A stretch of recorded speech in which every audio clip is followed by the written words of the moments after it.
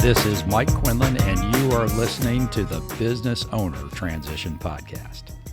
There is one constant in business, and that is that every one of us will eventually exit, and sometimes sooner than we think.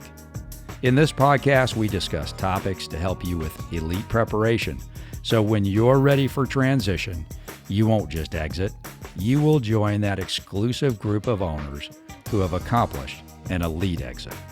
We talk with former owners, exit advisors, and a host of other experts to help you increase the value of your exit, execute it on your terms, and most importantly, do it without regret. So, let's join the show. Hi, everybody. It's Mike, and welcome back to the Business Owner Transition Podcast. I've got a fun show today. Really interesting guy. Yep, it's Gary Bird, and you're going to love this because he's a marketing guy. So it's not going to be PowerPoint slides and numbers and all that kind of fun stuff. It's going to be Gary and a big personality. So Gary, how you doing today? Great. So thanks so much for coming on or having me on today. I'm really excited to talk through marketing and all the cool stuff you got going on. Yeah, that's awesome. And so just so everybody knows, Gary runs a company called SMC National. He's the owner and CEO, and he also runs a extremely popular dental podcast called Dental Marketing Theory. And I will tell you that this guy's everywhere. I mean, he is on main stages. He is the man when it comes to these large venue dental gatherings. And not only that, but he's known as the guy, and his company is the company to help dental business owners get traffic in the door. The important part of what we're going to do today is, while we're talking about dental, all of the listeners out there that are manufacturers, they're service providers in different areas, everything we're going to talk about applies directly to you as well. So Gary, tell me a little bit about SMC National, and also tell me about this, about Dental Marketing Theory. I know it's a great show. I've listened to part of it. Yeah, thanks so much. And I'm excited to have you on. I think you come on in a couple of weeks, so we're excited to have you on there. But we are SMC National is a dental marketing company. We work with people who want to grow their groups or their practices. And our company why is that we're always growing. It's really important to us that our team is always growing personally and professionally. We take company culture extremely serious. We were remote before remote was cool. We have about 100 team members, which makes for a unique management opportunity. I'll just say that. And but we have an amazing team, and that amazing team, we take really good care of them. And they, in turn, take really good care of our clients. And their goal is to help our clients to make sure they're always growing and their team's always growing. We do that through clear data, so we can help hold people accountable and help people be the best version of themselves. And then from there, by default, our company will grow. So we've been on the Inc. 5000 fastest growing company list the last 2 years. We got about 100 team members or so, all scattered across the U.S. And that's what we do. We got started in 2008 during a downturn. I actually had a job. So I was one of those entrepreneurs that didn't know what entrepreneurship was. So every year I would jump to a new job because I just would get bored. I was like, okay, cool. I've figured out what you want here. And that's super boring. So I'd go to the next job and the next job and the next job. And finally I had a job, and it was just so boring. And it was that year time frame. And someone said, hey, you should start an email marketing company. And this is 2008. So keep in mind, businesses weren't really emailing their customers at the time. Social media wasn't used for business at this time yet. And social media was just becoming popular just for person to person. And there was no text messaging to your customers. So if you wanted to reach your customers, you had to send postcards or pick up the phone and call them individually, all very expensive. So I said, yeah, this is a great opportunity. Yeah, I'll do this. So I quit my job, and then the economy crashed. So for the younger folks out there that don't remember that, here's what was happening all around me as I'm trying to start a business.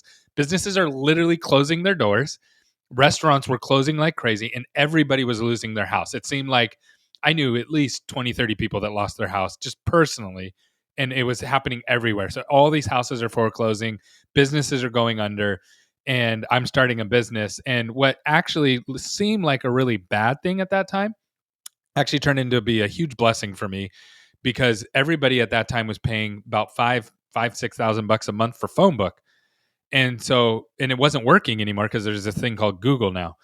And so, but there was not like an alternative. Like people didn't know how to use the alternative. So I came in and I said, hey, I will make your slowest day your busiest day. And they said, how are you going to do that? If you fill out these email pads, there was no tablets back then or anything, no POS system to capture all this yet. If you fill out these email pads, I'll come by and collect them. I'll enter them for you, and I'll take all your weekend customers and get them to come back during the week. And it worked like gangbusters. And it was $200 a month compared to paying $4,000 a month. And I was driving more business than the phone book was able to drive them. And it was recurring business. And then I learned how to cross promote people. So I'd say, hey, I'm going to send an email out and we're going to cross promote these businesses. So now we're getting in front of other people. Well, really quickly, I realized that this was a great opportunity, but I knew that I couldn't do email marketing forever because I knew someone would come out with a software and people could do it themselves and just make it really easy. So we started adding services, and eventually we had a full fledged company, and I met a dentist, and that dentist said, "Hey, dentistry is really hard to market in." I said, "Okay, well, we're willing to give it a shot if you're willing to give us an opportunity to work with you."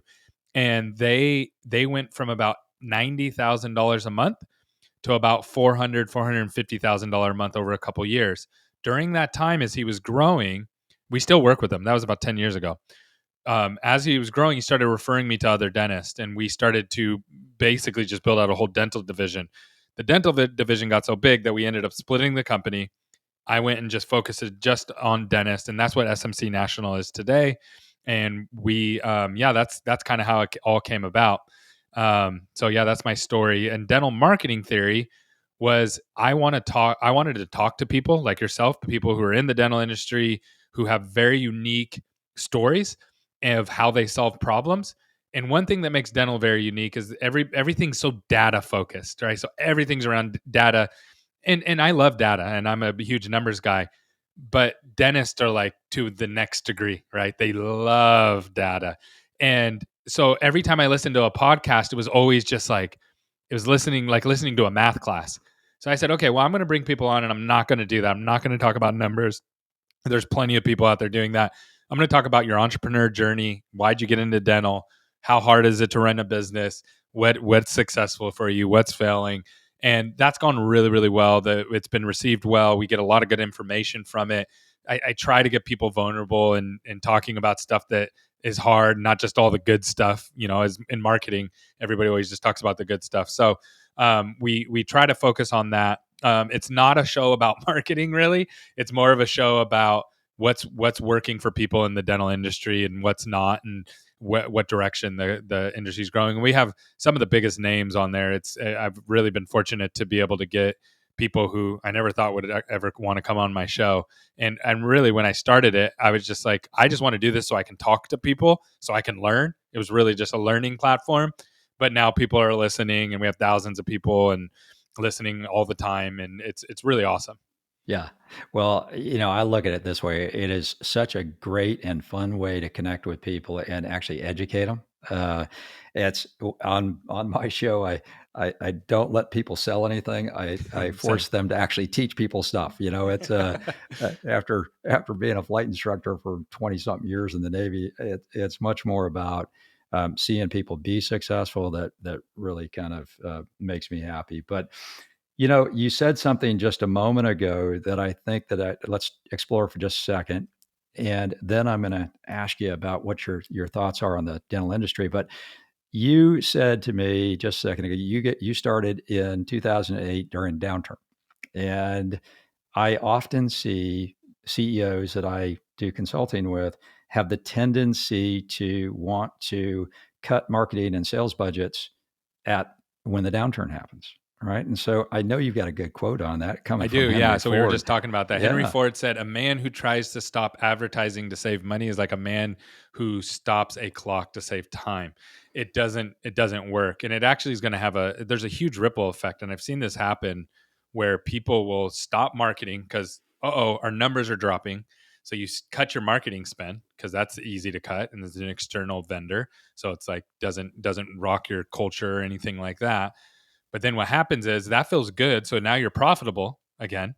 So you're going, okay, we're back to profitable this month. right. But then the ripple effect of not having those new patients coming in next month doubles down because the revenue's still not there. Now you don't have new patients coming in, and it's actually the reverse. So, and it's a little counterintuitive, but when you think about it, if everybody's scared, what's Warren Buffett say? Buy the fear, sell the Right. greed. So if everybody's scared and everybody's going, man, we got to cut back, we got to do, lay people off, we got to cut our marketing spend. What that does is it actually makes marketing easier and cheaper. You should be able to produce more, and then you want to double down at that time. That's the time you double down. That's when market shares are grabbed. Do this. Go out and Google search all the companies that were built during recessions and depressions. Most of the big companies that we see today, that we every day that we just take for granted, that are in our life and were created during either the Great Depression, or a lot of the tech companies were during the tech bubble or the 2008 bubble. A lot of the big ones were created during that time because it creates a vacuum of opportunity. It's easy to start a business when everything's going well.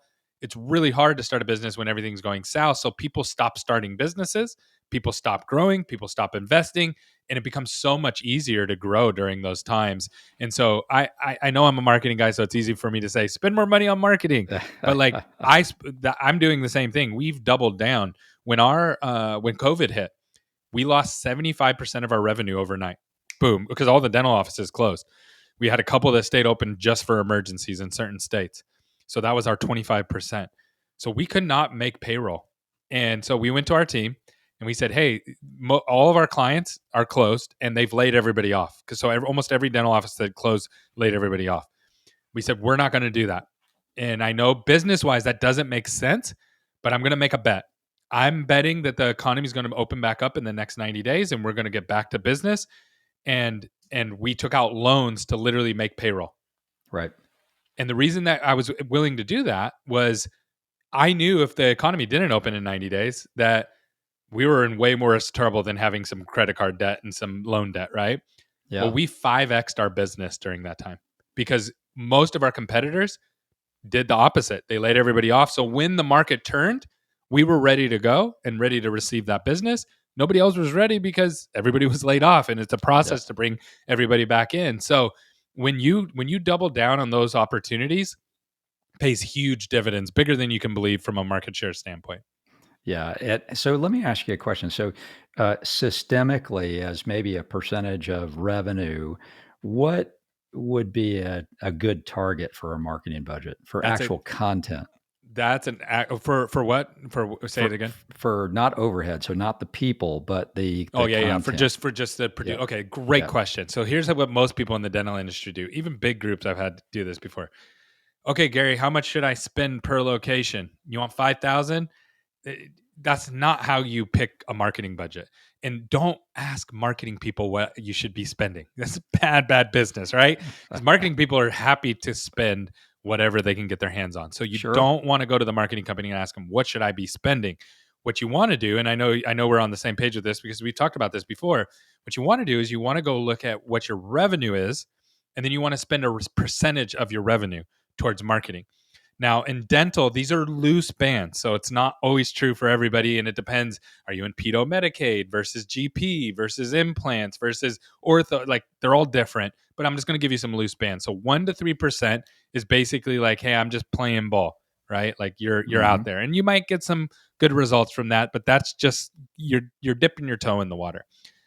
3% to 5% is, hey, I want to grow. I'm taking this seriously. I know what channels I'm investing in, and I'm expecting growth from this. And then anything above that, like when you get to 6 to 10%, is I'm expecting massive growth, and my operations is expecting massive growth. And so, like an example of that is you just hired a new associate. They have no business. They have no way of producing results from a treatment standpoint unless you load them with new patients. That's when you're going to want to ratchet up that budget and want that potential outcome.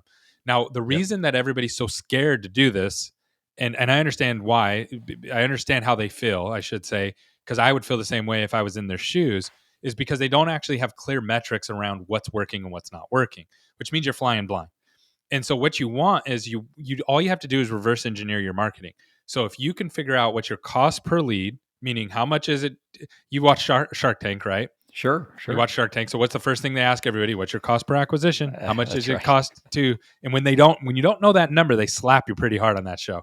Yep. And in dental, the vast majority of people don't know this number. How much does it cost you to acquire a customer, a patient through the door? And so what most people do is they take their marketing budget. So we're spending $10,000 a month and we're getting 100 new patients. So my cost per acquisition must be $100. The problem with that is those aren't all marketing patients. Yep. Some of those are patient referrals. Some of them are drive-bys. Some of them are doctor referrals. The reason you can't apply that marketing budget to that number is because those other numbers aren't going to scale as you double or triple your marketing budget. So what happens is people go, oh, my cost per acquisition is $100. If I spend 20,000, I should get to 200 new patients. And they do that. And guess what happens? They go, wait, I just doubled it and I got to like 110 or 120. What happened? Well, your real cost per acquisition is probably closer to like $500, $600, but it's Yep. invisible to you. You don't see that. So once you get real control of your cost per acquisition and you work with a company that can actually show you that, it changes everything because then it's just math. Then it's cool. We spend 10,000 and our cost per acquisition is $200. So if I invest another $2,000, I'm going to get 10 more patients through the door. And then you know the levers to pull when to pull them. It changes business. It makes it so much easier to be effective. Yeah. Well, so what you're saying, and some of the, and just in simpler terms, is that instead of peanut butter spreading your marketing budget across the general population of possible customers, right? Yeah. Let's first identify who our ideal target client is, and then surgically strike our marketing budget to that demographic.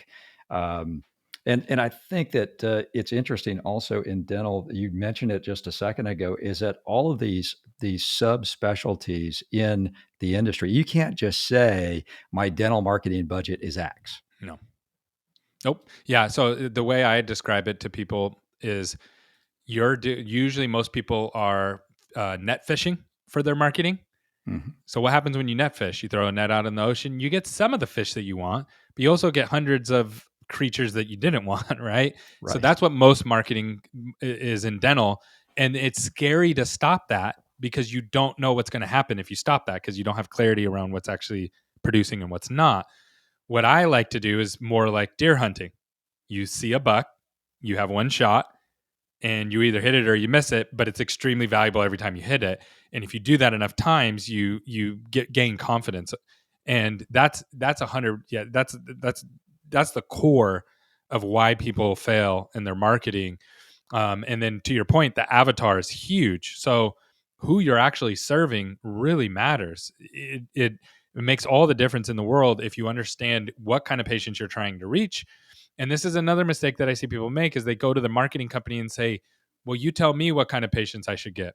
That's again, you don't want a marketing company picking that. If you ask me, I either want to do pedo Medicaid because I can get those patients through the door in huge volumes for really cheap, Mm-hmm. or I want to do all on fours because yeah, the cost per start's $1,000 or $1,500, but I'm getting a 15 to 1 ROI on it. And you might go, well, I don't know, I don't like doing either of those treatments, right? So that's why you don't ask the marketing guy. What you want to do is you want to get really clear on your clinical model. And so, what's your clinical model? What are you trying to run? And people try to do everything too soon. And that really messes you up because you can't trying to have one practice that you do. I just had a talk with a guy and they had everything from pedo all the way up to all on four in the same practice. And he Yep. was like, how should I break down my marketing? And I said, you need to start splitting some of this. Some of this we can talk about and some we can't. It's kind of like doing Chuck E. Cheese with like golden sacks, right? Like I wouldn't Yep. mix their marketing together and go, yeah, we have it in the same place. You're going to get to your Chuck E. Cheese pizza and then you're going to go upstairs and do your investing. That doesn't, those are two different avatars. So you got to really be wise in how you pick your avatar because one avatar will scare away another avatar and vice versa. Yep. Well, we talk often about, well, we talk a lot. We talk on every show about the I'm Good checklist because it's central to building transferable value in your business. And it could be a dental related business, it could be a manufacturing related business. Mm-hmm. But, I'm Good Checklist. It's interesting because you're hitting solidly into three different places. So I is increasing cash flow. By virtue of doing what you do, we should be able to increase cash flow. The M is institutionalizing transferable management and staff.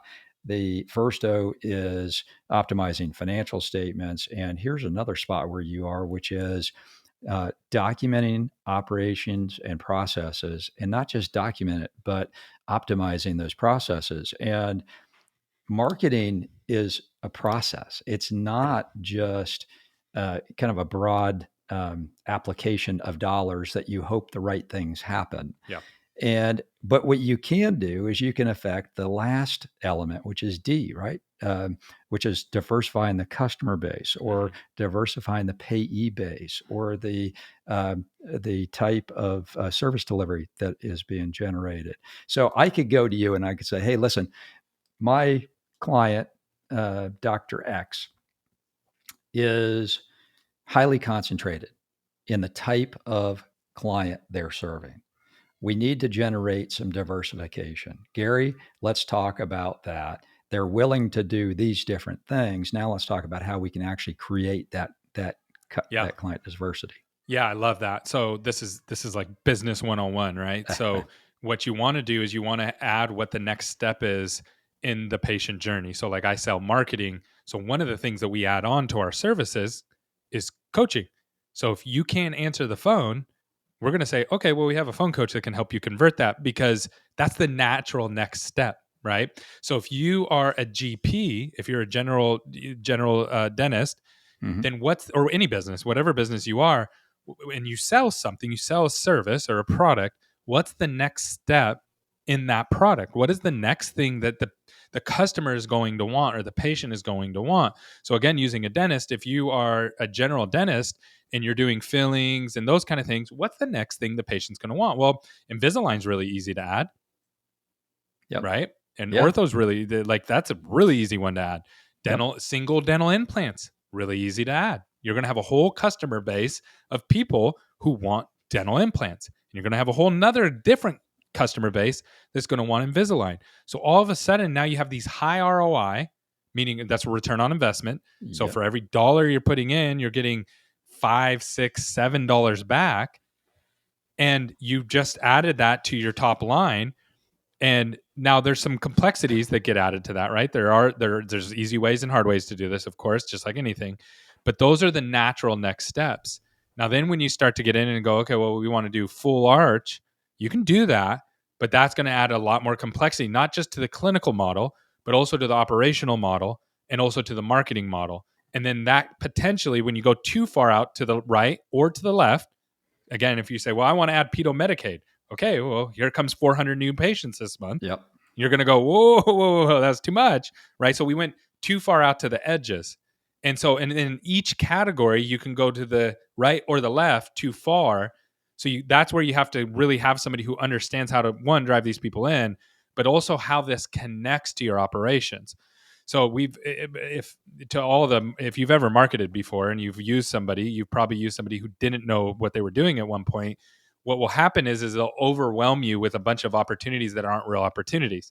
So if a bunch of people start calling me and they're going, "Hey Gary, I heard you can do marketing for mechanics," well, I'm going to have to waste operational bandwidth on those people, and I'm going to have to tell them nicely, I'm sorry, no, we don't. Or I'm going to get on a sales call with them, and then my sales team's going to go through the process, and they're going to go, oh, no, no, no, sorry, there's a misunderstanding.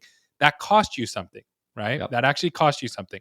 And so what you want to start to do is not only measure what you want and what you don't want, but then where it's breaking. And this is what we're really, really good at, is understanding where in the process stuff is breaking. And so, like, I'll give you an example. I call it the black hole of marketing in dental. And this is in every industry as well.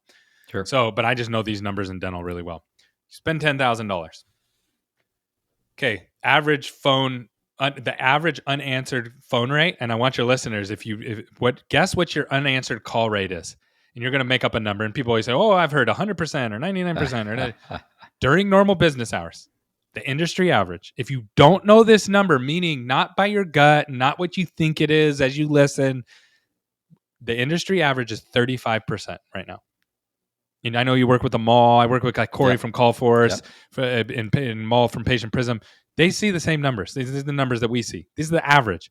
So that means you break that down. And I'm not talking about after hours. I'm just talking about normal, even whatever hours you're open, 35%, because we're short staffed right now. All the offices are short staffed because there's a hiring trouble right now.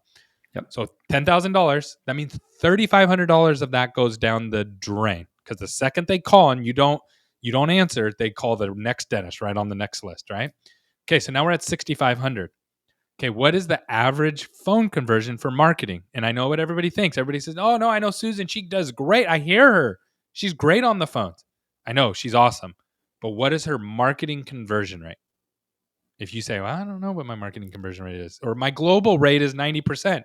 I know your global rate's 90%. That's all of your patients and all of your new patients all mixed together. Just marketing, because these are harder Yep. patients to get in. Yep. What is your conversion? It's the average is 50%. That's if just Susan is there, even if you've given her all the training in the world, because training means nothing without accountability. Everybody always reverts back. We've learned that the hard way. So now we're at what, 3250? Yep. Now, what's your average time to appointment? And you go, well, yeah, we're busy because we're short staffed, but we still need new patients because it's this conundrum we're in, right? And you're punting out 2 weeks. If you're not getting that patient in within 48 hours, 72 hours at the most, your no-show rate's going to jump 20, 30, 40%. Yep. So guess what you Yep. end up with? This is assuming your marketing's perfect and it's producing perfectly. You end up with about $2,000 through the door just on the averages. And this is why most people go, well, marketing stinks. It doesn't work. It doesn't actually help me. Now, I'll give you one more number on the back end. So this is one number that I know that we're the only people that track this. And the reason we're the only people is because we're the only ones dumb enough to invest in in 6 years in time to go into this. And you have to really be a dental nerd to understand why this is so important. We measure recare of marketing patients. So I always ask everybody, what's your recare rate if you're a GP office? How often are these people coming back? And everybody says, well, we're like 90%, which is amazing. But most people don't realize their marketing recare rate. That means the new people that are coming from marketing that are coming through your office are recaring at like 25, 30%, somewhere right in there. Mm-hmm. And so what this means is this is the glass ceiling that all dentists hit. So you're paying $5,000 a month for marketing. You've been doing that for 5 years. You're getting 50 new patients a month. You've been getting the same amount for that long. You say your retention rate is 90%. Mathematically, you shouldn't be able to even spend a dime on marketing after about a year of that. You should be exploding at the seams. There's no more room for marketing patients. You should be turning off your marketing, but no one does. And everybody says, I want to keep growing. And we even hired a new associate and we're not growing. We hit that ceiling. That recare rate of the marketing, that's why. That's the thing Mm-hmm. that you have to close that back door. And it's not because you're bad that they're not staying. You're actually a great practice. It's that you have to slow down and you have to approach these patients slightly different, these marketing patients, than your patient referrals and your doctor referrals. And so obviously shoring up some of these, you're using more metrics than you are macro metrics, right? Yes. You're Yep. you're digging in to places where you can really see how you can move the needle quickly, Mm-hmm. and moving the needle quickly in those areas can have a dramatic effect on overall revenue. So I think that it's really interesting because people tend to get comfortable in their businesses over time, and they allow the this leakage in revenue because they just this kind of they've been there, they've done it, everything is cool, I'm living a good lifestyle, I want to grow, but you know what, I want to grow that badly, right? So if you are serious about this, then breaking down those macro metrics into the process and where you lose people in the process can dramatically help you shore up the system. So, Yeah. yeah, are there any top maybe top three recommendations that you give to your clients with regard um, to shoring up those micro metrics? To shoring them up. Well, first of all, you have to know them. No one knows them. Yep. So if you don't know them, you can't do anything, and you can't hold. Here's the big one. You can't hold anybody accountable to a fluffy number or just, hey, you stink on the phone, Susan. Yeah. You can't hold. Yep. I can't hold you accountable to that. Even if I hear her and she's failing, you have to have a metric or a number to hold people accountable. So this is actually, it goes to culture. This is a culture thing, and I really believe this strongly, Yep. that everybody on the team needs to know what winning and losing looks like. Yep. What is the number? What is the thing that they're owning? And so for the front desk, it's answered call rate, phone conversion. And then at that point, if they can't convert on the phone, there's one of two things. Do they have the bandwidth? Is there the capacity? Or is there a capability problem? If they're just really busy, and I can tell, we listen to the phones and we can tell they actually have the skill, they're just busy. They're like, I want to call you back. Can I call you back? Can I call you back? But they Hmm. have the capability, then there's a capacity issue. That's actually on leadership. That's not on the front desk. If it's a capability problem, then we run and we say, okay, let's support that. Let's give her the training. Let's give her the tools and say, okay, you're at 50%. We want to get you to 80%, but you're not going to do that right away. Let's just get you to 65% this next month. Here's the tools on how to do that. Here's actual examples on how to do that. Here's how you were doing before. We'll check back in with you next week. Most people improve when you do that, but you just Right. have to have somebody who's focused on that and that they have an actual stair step and a number to work to. Same thing goes for show rate. Same thing goes for ROI. ROI is just a treatment presentation and a clinical presentation. That's it. So Yep. then you know right where to go. If your ROI is really low, we measure ROI on like first visit, 30-day, 90-day, and then lifetime. So if the first day ROI, first visit ROI, I should say, is really low, that means one of two things. There's either a capability problem, they don't know how to present treatment, or there's a capacity problem. And then we look at the 30-day ROI. And if the 30-day ROI spikes, that means we have a capacity problem. So we got them to accept treatment, but it took us time to get them back. And now we have opportunities there. So now we Yep. can, how do we open up more room because we have more patients? Do we need to hire more? Do we need to make more capacity? Do we need empty rooms to be able to do same day treatment? And this is what allows you to get to your formula of growing that top line. And it works every single time as long as you know your numbers. Yeah. Well, it takes diligence, right? It's proactive leadership when you're running your business. Yeah. It's not it's not complacent leadership. And it's interesting that business owners, as good as entrepreneurs as they most of the time are, like to generalize in terms of strategy and implementation of tactics, right? They generalize what looks good, what will be successful. Well, it'll be successful if it does something, but they don't typically put numbers to them. Yeah.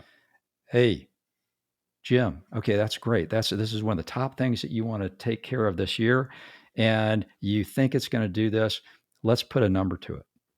What's the number? Well, What do we need to hit? Right? yeah, Let's let me break load. it. Let me break it down to, like, in a way that dentists do it, right? So when a Mm-hmm. dentist has a patient come in, what do they tell that patient? They break everything down to just like stupid, right? So they go, "Are you brushing twice a day?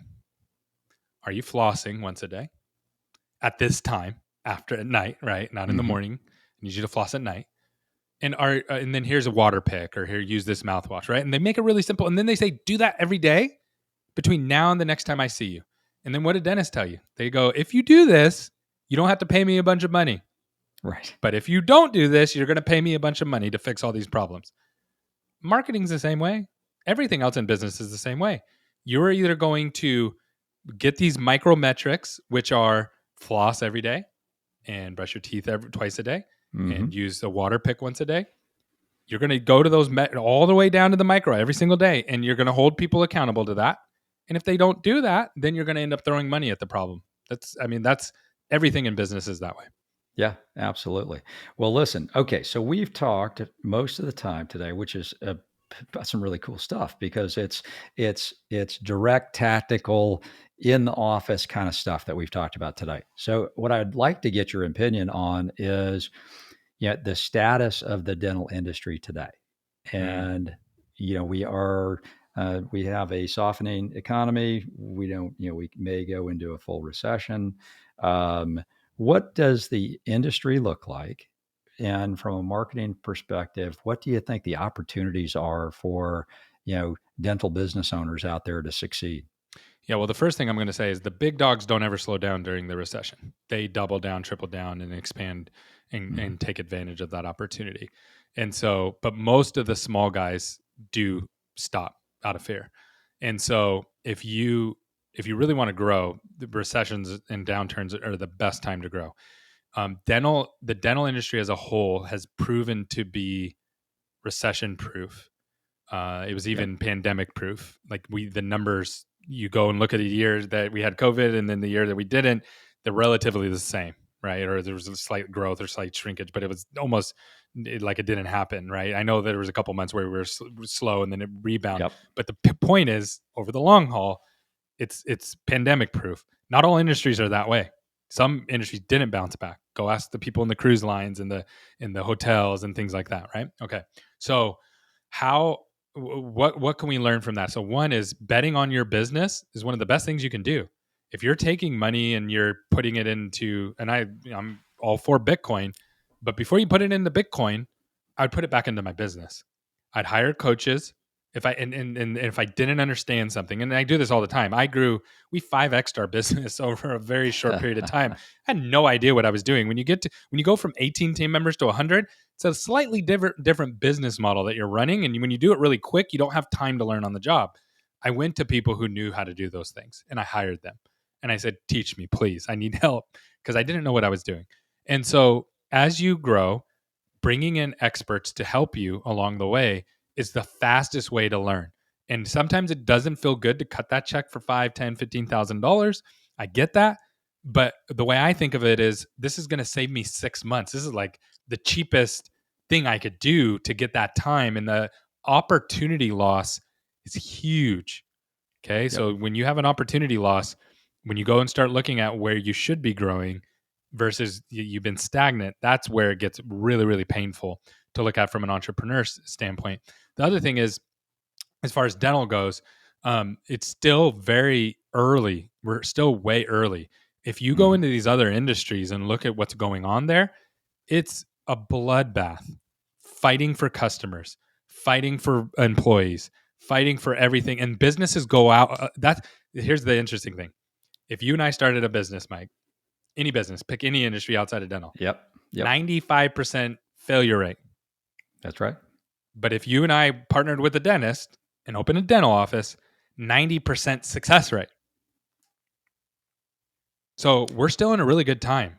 I Yeah. would like, why wouldn't you invest in the dental? I would double down, triple down, quadruple down. There's a reason that VC money loves tech because the upside's so big in tech because machines do the work, not people. So huge profits there. So they're Yep. okay picking 10 companies and one wins. They still make out like bandits. And they're moving to dental. Why? Because it's very, very safe and the returns are very high. Yeah, absolutely. Well, so the private equity companies, the VC companies, there is a lot of dry powder that they've got out there that they must use. Yes. And this industry, they have to put it to work, otherwise they Yep. have to give it back. Yes. And this industry is absolutely, there's a ton of activity going on right now.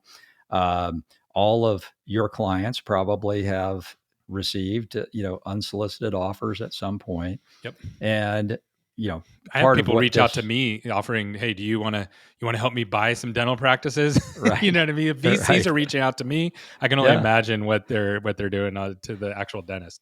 that's right. Well, and you got to, in our business, we get all kinds of people that are really interested in talking to us because we're the ones working with all these Yeah. people. So, Yeah. um, it is, it's cool. It's highly active right now. And the companies, the owners that have multiple practices and they're being looked at by these DSO buyers out there that are private equity backed.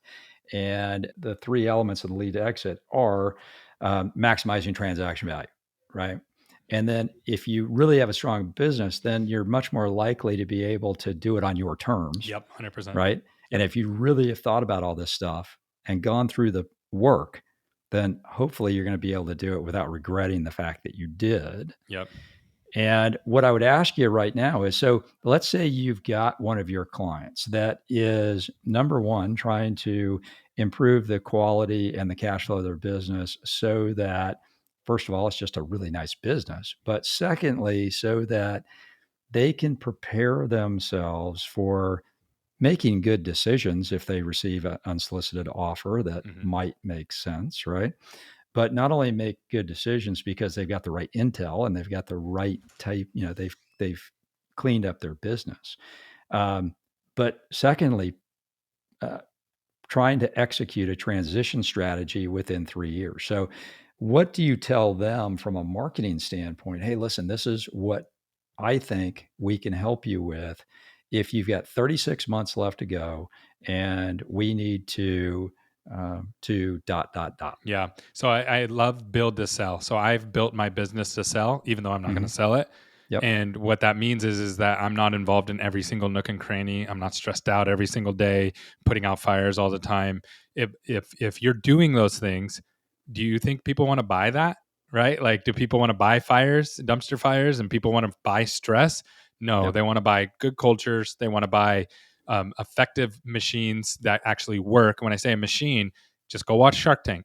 It shows you how these people think, right? These business people who come in and buy this stuff, they go in and they look for opportunity.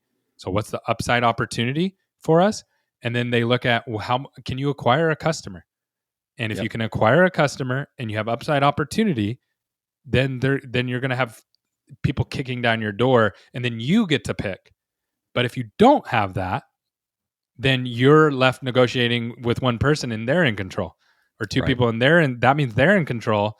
And so it's much better to have multiple people coming to you rather than you going to one or two people. A lot of people sold during the pandemic when nobody knew what was going on, and people lost out during that time because people got scared, right? It was, and I understand, like, if I was 60 years old and worked in my practice forever and then the pandemic hits, like, yeah, I might be like, okay, now's the time to sell. And I can understand that.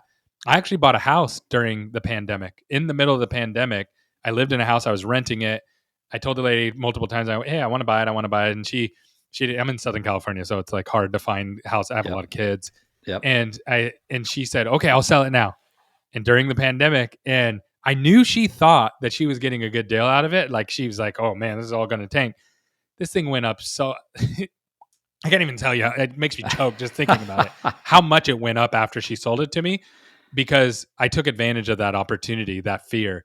And so Yep. if you have 3 years, you couldn't be in a better position with the economy and the political cycle. We got a couple more years left. Like, it's going to be pump fear, and that always causes the economy to slow down. You're in a perfect position. Just build the business in a way that you want to sell, that you would want to buy it. And if you do that, Yeah. that it's going to make your life better. Even if you end up not selling it, it makes your life better. So that would be my advice. Thank you. Well, Gary, so we've had a great conversation today. Did we miss anything? What do you think that the listeners would benefit from hearing that maybe we haven't talked about already? We didn't talk about branding versus lead gen. So this is Hmm. where dentists get lost all the time. They Okay. want branding, right? So they want the billboards, they want the television commercials, they want, their face everywhere, and there's nothing wrong with that, right? There's nothing wrong with that. And the problem is, though, with branding is you can't measure it. There is no output to it, like, hey, what's my cost per lead? What's my cost per acquisition? So you have to always ask yourself, is this a branding play or a lead generation play? And I do a ton of branding. Like, if you're on social media and you're a dentist, you probably see me all the time. And I invest, it's cost me a ton of money to do that. It's not cheap to do that, to stay in front of people all the time. But I can't say, oh, I got 10 clients from that. I can't measure that. Right. Where lead generation, you can measure all of that. Both are good. But as you grow, you need to be able to ask yourself every single time when you invest a dollar, is this a branding play? Meaning you're going to measure by eyeballs and the influence it has on those eyeballs. Or is it a lead generation play? And that means you can measure cost per acquisition. If you are doing lead gen and you can't measure cost per acquisition, you are guessing. Yep. Yep. All right, Gary, listen, thank you so much. I learn a ton every time I get to talk with you and listen to you educate me. So I appreciate it. And for all you listening out there, if you are in the dental business, you can't be an engineer, you can't be a manufacturer. But if you're in the dental industry and you need somebody to teach you what micrometrics are and to make sure that you've got a good growth rate that matches what your strategy is, then Gary and SMC National are the guys to do it. In the show notes, all of that information is going to be in there. Heck, all you have to do is Google him, and he's going to, you can't miss him. And Dental Marketing Theory, remember that. That's a great show. Yeah, check it And out because you're going to be on my show. So I'm going to do the same thing because you have a wealth of knowledge on what you do. So when I do the next show, it's going to be me asking all the questions. So I'm looking forward to that. All right. Well, I look forward to that as well. I wouldn't be opposed to coming back out to Southern California. I grew up there. So. Oh, really? Okay. That's right. That's right. All right, everybody. Hey, listen, it's been great. And I look forward to talking to you again soon on the Business Owner Transition Podcast. Have a good day.